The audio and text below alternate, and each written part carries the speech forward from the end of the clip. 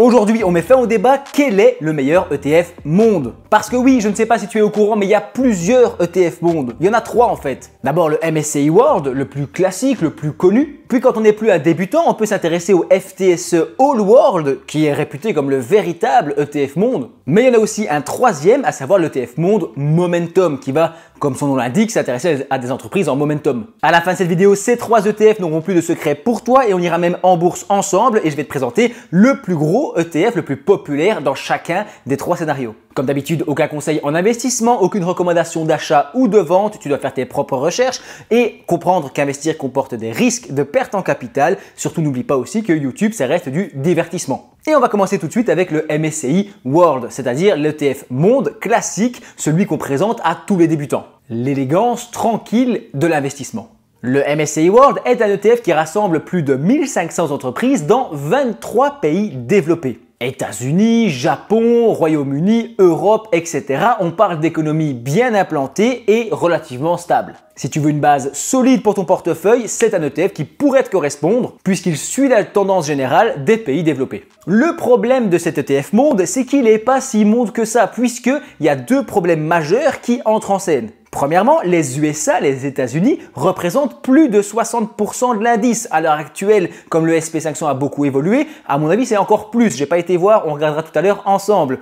Et donc, en fait, quand tu investis 100 € en ETF monde MSCI World, attention celui-là, le plus classique, eh bien en fait, tu as plus de 60 € qui vont dans les États-Unis avec les entreprises bien connues, Nvidia, Apple, Microsoft, Tesla, Amazon, Meta, etc., etc. Alors c'est génial, oui, ça a bien fonctionné les dernières années puisque ces entreprises n'arrêtent pas d'être gavées de plus en plus, on n'arrête pas de les alimenter, de donner toujours plus à ces 7 magnifiques américaines. Mais si on investit sur 10, 15, 20 ans ou plus, eh bien on peut se poser la question, est-ce que finalement le MSCI World est aussi World que ça? Est-ce que vraiment je suis exposé aux valeurs du monde entier puisque ici on voit que je suis extrêmement finalement dépendant de l'économie américaine? C'est là qu'entre en scène le FTSE All World, c'est-à-dire un ETF qui va non pas seulement se baser sur 23 pays développés, mais aussi sur les pays émergents. Il va aussi mettre de l'argent sur d'autres zones géographiques, le Brésil, l'Inde, la Chine, etc. Des économies qui sont complètement laissées de côté par le MSCI World classique. C'est pour ça que je dis qu'il n'est pas si World que ça. Au lieu des 1500 entreprises qu'on te présente d'habitude, ici on parle de plus de 4000 sociétés, presque 3 fois plus d'entreprises dans le All World que dans le World classique. 50 pays dans cet ETF contre les 23 pays développés qu'on trouve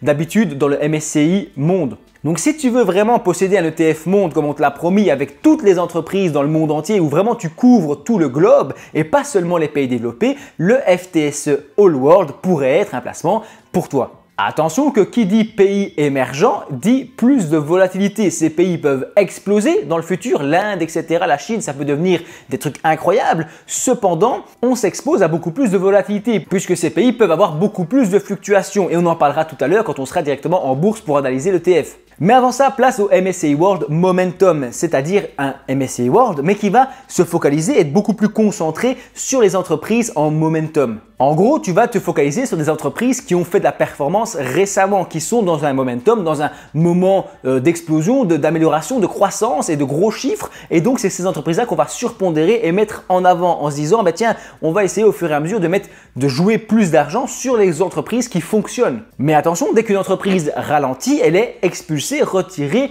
du MSCI World Momentum pour être remplacée par une autre entreprise normalement montante. Cet ETF peut donc booster ton portefeuille en cas de marché haussier puisque le momentum va faire que tu vas beaucoup plus gagner. Mais le revers de la médaille, c'est que lorsque le marché est baissier, eh bien ton ETF World Momentum, il va se casser la figure en général beaucoup plus que le MSCI World classique. Donc je résume avant de te présenter les ETF parce que j'irai beaucoup plus vite après. On a le MSCI World au milieu qui est classique, qui est celui qui est présenté par tout le monde sur internet, qui est l'ETF le plus basique, le plus classique, le plus stable aussi et qui montre de belles performances à long terme, quoique pas incroyables, mais qui en général font moins peur aux débutants parce que tu te dis ben voilà mon ETF il monte tranquillement et quand il y a des turbulences il descend légèrement et puis il remonte, c'est plutôt tranquille. Derrière tu vas avoir le All World qui lui a la politique de se dire ben tiens j'ai vraiment un ETF monde pur avec plein d'entreprises du monde entier en prenant même les pays qui sont pas sur le devant de la scène actuellement et donc ça peut être super intéressant à l'avenir. Évidemment il y a plus de volatilité. En parlant de volatilité, on va de l'autre côté avec le MSCI World Momentum qui lui va se baser sur les entreprises et se focaliser sur les entreprises qui cartonnent en ce moment, qui sont dans un momentum. Ce qui veut dire qu'il peut pousser et monter beaucoup plus fort que le World classique et il peut aussi descendre beaucoup plus fort, donc encore une fois plus de volatilité. Tout dépendra donc de ton profil. Est-ce que tu es plus défensif avec le MSCI World? Est-ce que tu es plus agressif avec le Momentum ou est-ce que tu es dans une sorte d'entre-deux avec le All World ou surtout par conviction tu te dis j'ai envie de vraiment avoir des entreprises du monde entier. Tu pourrais aussi imaginer de prendre les trois. On se retrouve directement en bourse et on va commencer avec le MSCI World classique. Je vais aller beaucoup plus vite puisque la partie théorique elle est terminée et je vais commencer par te montrer le graphique sur un an. Ce genre d'ETF fait 32% sur un an. Bon, ici, l'année 2024, on sort d'un marché baissier de 2-3 ans là, donc forcément, c'est beaucoup plus impressionnant. On est passé, tu le vois ici à droite, de 76 € à plus de 100 € en moins d'un an. C'est juste aberrant. 32% de performance, j'en reviens toujours pas. Si je vais sur 2 ans, je me rends compte que je suis à 42%. Donc sur 2 ans, ça fait 2 fois 20% en gros. Si je vais sur 5 ans, on est à 84%, donc à peu près 15%, 20% par an, c'est plus compliqué que ça, mais tu vois qu'on n'est pas à 30% par an, loin de là. Ensuite, sur 10 ans, cet ETF, il a quand même fait 200%. Donc, tu l'achetais il y a 10 ans à 33 €, tu le vends aujourd'hui 3 fois plus cher à plus de 100 €. Donc franchement, malgré les petites turbulences, et tu vois que le graphique il est relativement stable. Il y a évidemment ici, c'est quoi le Covid évidemment qui est venu tout casser, la guerre en Ukraine juste ici, mais à part ces gros événements globaux, tu vois que finalement ça bouge pas tant que ça. Donc c'est le fleuve tranquille, même si évidemment investir comporte toujours des risques. Cet ETF Monde, je te l'ai mis en description, il y a les codes EASIN qui te permettent de retrouver tous les ETF que je te présente. Je mets tout ça en description, pas la peine d'essayer de noter, de zoomer, de faire des screenshots. Tout est là, enfin, tu peux me screenshotter si ça te fait plaisir, hein, d'accord, c'est public, mais ça sert à rien puisque je te mets tout en description. En descendant, tu vois donc qu'on a 5 étoiles de notation Morningstar, qui est un organisme qui note les placements, donc 5 étoiles c'est très bien. Ensuite, on est en capitalisation. Moi, je préfère en tout cas capitaliser les dividendes, éviter l'impôt et faire fonctionner les intérêts composés à long terme. On a un ETF qui est physique. Ça aussi, moi, je préfère. Encore une fois, je suis en Belgique, donc ça dépend de toi, hein. Moi, je préfère physique puisque on achète réellement les actions de l'indice. D'accord, il n'y a pas de système bizarre de swap, etc. On est évidemment principalement en Amérique du Nord et on a un ETF à 0,20. Mais ça, on va vite le vérifier dans le document d'information clé. Je vais à chaque fois te le montrer. C'est un petit document essentiel qui permet de comprendre le placement. Ici, tu vois qu'on est chez iShares, donc qui appartient à BlackRock, le plus gros fonds d'investissement au monde. Sur une échelle de 1 à 7, il nous propose un risque 4, donc on est sur un risque moyen, sachant que les 6 ou 7, c'est très risqué. Des placements 7, j'en ai même aucun en portefeuille, j'en ai même jamais trouvé. Des placements 1 et 2, j'en ai aucun non plus, c'est très peu risqué, mais ça offre généralement très peu de rendement. Donc risque 4 pour un MSCI World, c'est la base. Sur un montant de 10 000 $ investi, après 5 ans, tu peux espérer repartir avec 3 000 €. Donc ça fait très mal. Ou alors, tu pourrais espérer repartir avec 20 000 €. Ces chiffres, ils viennent d'où?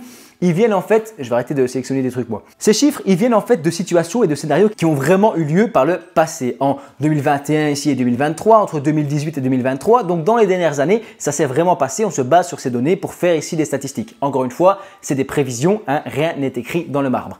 En dessous, très important, on voit que les frais, on est bien à 0,20 sans aucun frais de transaction ou frais cachés ou commission de résultats. On est à 0,20 pur pour un ETF MSCI World classique. D'accord? Ça, c'est le plus gros, le plus populaire ETF MSCI World qui existe. Je te le mets en description. Il y en a d'autres évidemment. On passe sur le Vanguard FTSE All World UCITS, l'ETF le plus gros et le plus populaire. Ici, on est sur une capitalisation de 14 000 millions d'euros, donc c'est énorme, mais c'est finalement peu par rapport au MSCI World classique avec près de 80 000 millions d'encours sous gestion. Hop, petit instant, auto-promo si tu veux soutenir la chaîne, c'est possible via le système de souscription YouTube. Il s'agit d'un programme lancé par YouTube qui permet de soutenir les créateurs mais aussi d'avoir des petits avantages sympathiques. Comme par exemple l'accès à espace membre ou à des vidéos en avance ou même le choix de futurs sujets qui seraient abordés sur la chaîne. C'est le premier lien en description et maintenant retour à la vidéo. On était sûrement en train de parler d'un truc d'ETF ou quoi, mais je vais resituer. Tu peux voir que graphiquement, sur un an, on n'a pas 32% mais 30%. Donc, c'est globalement la même chose finalement, hein. Il s'est négocié à 100 € la part, on est à 130. D'accord. Sur 5 ans, on est à presque 80%, donc on est en dessous du MSCI World. Et sur 10 ans, on avait 200%. Mais là, évidemment, je n'ai pas les données d'avant. C'est un ETF qui est plus jeune, donc forcément, c'est plus compliqué.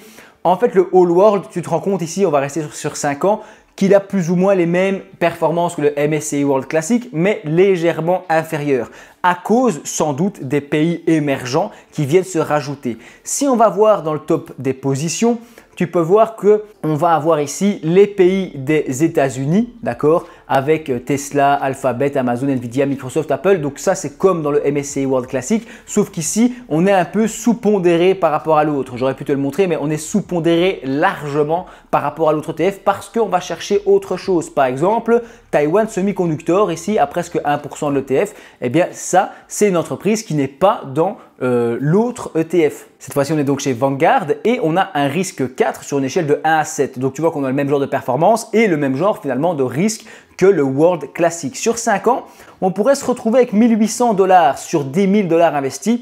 Donc ça fait plus mal que sur le World classique et on nous propose dans un bon scénario si tout se passe bien 19 000 $, donc un peu moins que sur le World classique, mais une très belle performance quand même. Donc ils sont assez proches l'un de l'autre, sauf que ici, on va aller chercher d'autres entreprises qui ne sont pas dans le World classique, qui en fait n'est pas si World que ça, encore une fois, il est sur les pays développés. Ici, on prend en compte les pays émergents directement dedans. Et pour terminer, on passe sur le World Momentum qui est de nouveau chez iShares, on retourne là-bas. Edge, MSCI, World Momentum Factor, UCITS, etc. UCITS, c'est important, ça veut dire qu'il est régulé pour nous aussi. ACC, il est encore une fois accumulatif. Comme tu le vois, ce sont les ETF les plus populaires, finalement les accumulatifs les plus capitalisés. Ici, on a 1800 millions d'encours sous gestion. On est loin des 14 000 du All World et encore beaucoup plus loin des 80 000 du MSCI World classique.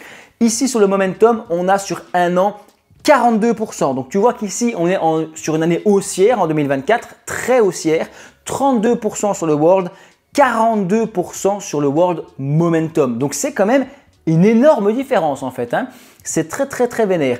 De l'autre côté, sur 5 ans, on voit qu'on a 87%. Donc finalement, sur 5 ans, c'est un peu plus élevé, mais pas plus que ça. Donc on prend le risque de prendre une grosse claque en marché baissier avec le momentum et finalement on n'a pas une performance à long terme, à moyen terme et long terme plus grande que ça. Tu me suis? Donc en gros sur 5 ans, 10 ans, j'aurais sûrement pas les chiffres. Ah ben si, je les ai. On a quand même fait 266%. Donc bon, c'est plus compliqué en fait. Sur un an, à court terme, je suis mieux avec le momentum ici que le World Classic. À moyen terme sur 5 ans, ça change pas grand chose. Et à long terme sur 10 ans, en tout cas ici, le Momentum a montré de meilleures performances que le MSCI World classique. Le truc que tu dois prendre en compte, c'est qu'on est depuis 10 ans sur un marché relativement haussier, malgré les pandémies, les guerres, etc. Et que si la prochaine décennie est plutôt baissière, le Momentum va beaucoup plus prendre dans la tronche que le World classique. Si je descends sur la fiche d'identité, j'ai toujours 5 étoiles de notation, on est physique capitalisant, on a 0,30 de frais, donc ça je vais aller vérifier où en sont les frais. Au niveau de la répartition des actifs, tu vois qu'on a du Nvidia, du Apple, du LI, du Broadcom, Alphabet, JP Morgan, on a Walmart, Berkshire, etc. En fait, tu vois que le top 10 change un peu d'un World classique. Il y a quelques entreprises qui avancent, la pondération change. Et certaines entreprises sont mises sur le côté. Par exemple, Microsoft n'apparaît plus puisque s'ils n'ont pas vraiment pété ces temps-ci, ils sont moins pondérés dans l'indice. Dans les documents du fond de ce iShares World Momentum, on nous dit que c'est un risque 4 sur une échelle de 1 à 7. Oui, finalement, les performances sont meilleures à long terme que le MSCI World Classic, donc il nous met ça en risque 4. Je ne suis pas complètement d'accord dans le sens où, comme je l'ai dit, en cas de marché baissier, ce n'est pas la même chose, hein. Si on descend, on voit qu'on nous propose entre 3 800 $ avec 10 000 $ investis encore une fois sur 5 ans. Dans le pire des scénarios, sur un scénario très favorable, on aurait jusqu'à 24 000 $, donc plus performant que le MSCI World classique. En termes de frais, on est plus élevé 0,30 et là, il y a des frais cachés. 0,11% de frais cachés. Donc on est à 0,41. C'est le double des frais du MSCI World classique. Sachant que sur 10 000 $ investis, ça représente 41 $ par an. L'autre, c'est peut-être 20 $. Donc il y a 20 $ de différence. Oui, les frais sont 2 fois supérieurs, mais ça représente 20 $ par an, en tout cas sur 10 000. Il faut voir, encore une fois, je ne suis pas certain que ça impacte tant que ça la différence. Retour sur le All World parce que je ne suis pas certain de t'avoir montré les frais. On est à 0,22 et 0,02 supplémentaires de coût de transaction, donc on est à 0,24. 0,20 pour le World classique, 0,24 pour le All World et 0,41 quand même pour le Momentum. Ça encore une fois, c'est les plus gros ETF dans chaque catégorie. Il y en a peut-être d'autres plus obscurs, moins connus qui sont moins chers en termes de frais. Encore une info qui est très importante, c'est que chacun des ETF que j'ai présenté est en échantillonnage. Donc c'est une réplication physique. Ils achètent vraiment les actions, mais ils ne les achètent pas toutes. Ils achètent une partie des actions représentatives de l'indice. C'est quand même important à savoir. Et au niveau des positions, eh bien, dans le MSCI World classique, on va avoir 1400 entreprises à peu près dans l'indice. Dans le FTSE All World, on a plus de 3500 entreprises, donc plus du double d'entreprises par rapport au MSCI World classique. Et enfin, dans le Momentum, on n'aura que 350 entreprises et encore une fois en échantillonnage, donc il n'achète même pas toutes les 350 entreprises directement. Donc tu vois qu'on est sur 1500, 3500 et 350 à peu près. Ça veut dire qu'en gros, le momentum est beaucoup plus concentré sur les entreprises du moment. Le World, c'est le basique et le All World, il est encore plus diversifié, il va encore plus loin dans l'idée de ETF monde. Enfin bref, je suis assez content d'arriver au bout de cette vidéo. C'était un gros travail de préparation. J'espère qu'elle t'a plu, j'espère que je t'ai appris des choses. Si c'est le cas, n'hésite pas à liker, à partager, mais aussi à t'abonner. Au passage, je t'affiche ici une autre vidéo, n'hésite pas non plus à la visionner. Et moi, je te dis merci d'avoir regardé ma vidéo jusqu'au bout.